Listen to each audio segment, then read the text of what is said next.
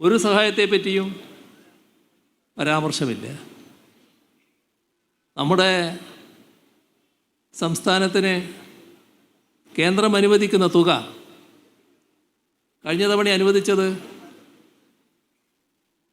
വളരെ കുറവാണ്, അർഹതപ്പെട്ടതല്ല എന്ന് കണക്കുകൾ സഹിതം നാം ബോധ്യപ്പെടുത്തിയതാണ്. ബോധ്യപ്പെടുന്നതിൽ കുറവൊന്നും ഉണ്ടായിട്ടില്ല, പക്ഷേ നടപടി മാത്രമില്ല. കഴിഞ്ഞ തവണത്തെ അതേ നില തന്നെയാണ് ഇത്തവണയും സ്വീകരിച്ചിരിക്കുന്നത്. ഇത് ഒരുതരം പകപോക്കലാണ്. കേരളത്തോട് BJP കാണിക്കുന്ന പകപോക്കൽ.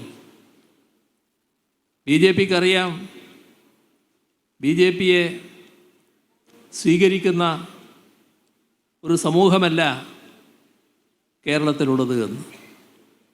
കേരളം BJP മുന്നോട്ട് വെക്കുന്ന സമീപനവും നിലപാടുകളും അംഗീകരിക്കുന്ന നാടല്ല.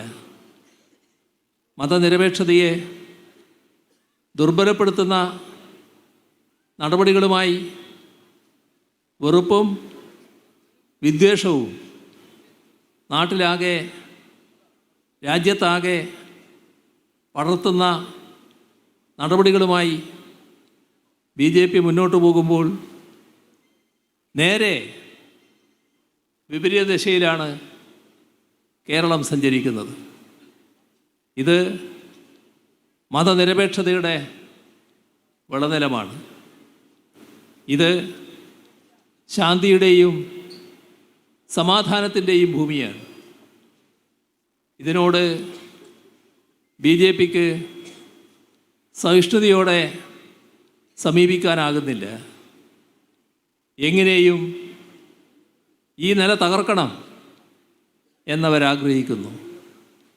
അതിൻ്റെ ഭാഗമായുള്ള ഒട്ടേറെ നടപടികൾ സ്വീകരിക്കാൻ അണിയറയിൽ ഒരുങ്ങുന്നുണ്ട്. അതിൻ്റെ എല്ലാം ഭാഗമായുള്ള ഭരണരംഗത്തെ നടപടിയായിട്ടാണ് ഇതിനെ നാം കാണേണ്ടത്. അപ്പോൾ നമ്മുടെ നാടിന് ഇത്തരം കാര്യങ്ങളിൽ ഒന്നിച്ചു നിൽക്കാനാകുമോ? ഇത് LDFിൻ്റെ പ്രശ്നമാണോ?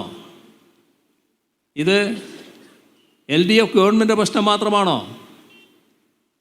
നമ്മുടെ നാട്ടിൽ ഏത് ഗവൺമെൻറ് അധികാരത്തിലിരുന്നാലും ആ ഗവൺമെൻറ് നാടിൻ്റെ വികസനവുമായി ബന്ധപ്പെട്ട കാര്യങ്ങൾക്കാണ് ശ്രദ്ധിക്കേണ്ടത്. ഇവിടെ നമ്മുടെ നാടിൻ്റെ വികസനം LDF അധികാരത്തിലിരിക്കുമ്പോൾ ഒന്നും നടക്കാൻ പാടില്ല എന്ന നിലപാട് കോൺഗ്രസും ലീഗും സ്വീകരിക്കുമ്പോൾ ഈ കഴിഞ്ഞ 10 വർഷം നമ്മൾ 2016 അതേ ഘട്ടത്തിൽ നിന്നിരുന്നുവെങ്കിൽ നാടിൻ്റെ ഗതി എന്താകുമായിരുന്നെന്ന് ആലോചിച്ച് നോക്കൂ.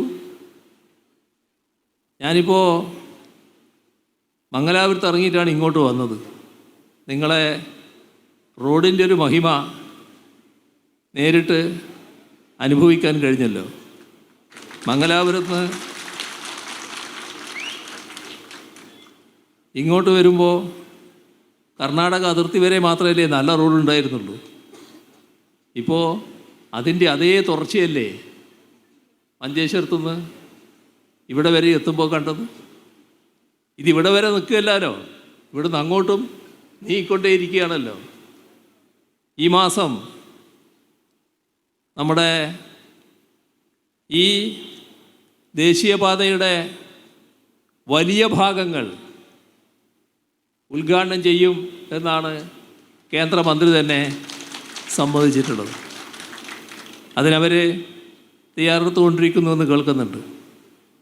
അപ്പോൾ ഇതെങ്ങനെയാണ് യാഥാർത്ഥ്യമായത്? 2016 LDF ഗവൺമെൻറ് അധികാരത്തിൽ വന്നിരുന്നില്ലെങ്കിൽ നമ്മളൊന്ന് സങ്കല്പിക്കുക, UDF ആണ് 2016 അധികാരത്തിൽ തുറന്നത് എന്ന്. നടക്കുമോ? അപ്പോൾ നാടിനോടുള്ള പ്രതിബദ്ധത, അതാണ് ഒരു ഗവൺമെൻറ്റിനെ സംബന്ധിച്ചിടത്തോളം പ്രധാനം. ആ പ്രതിബദ്ധതയോടെയാണ് ഇടതുപക്ഷ ജനാധിപത്യ മുന്നണി നീങ്ങുന്നത്. ഇടതുപക്ഷ ജനാധിപത്യ മുന്നണിയുടെ ആ നിലപാടാണ് LDF സർക്കാരിനും പ്രതിഫലിച്ചിട്ടില്ലത്. ഇതല്ലേ വസ്തുത? അവർ കാണുന്നത് പോലെ ഈ വർഷങ്ങൾ ഒരു തരത്തിലുള്ള വികസന പ്രവർത്തനവും വേണ്ട എന്ന നിലയെടുത്തിരുന്നുവെങ്കിൽ ഇത് യാഥാർത്ഥ്യമാകുമോ?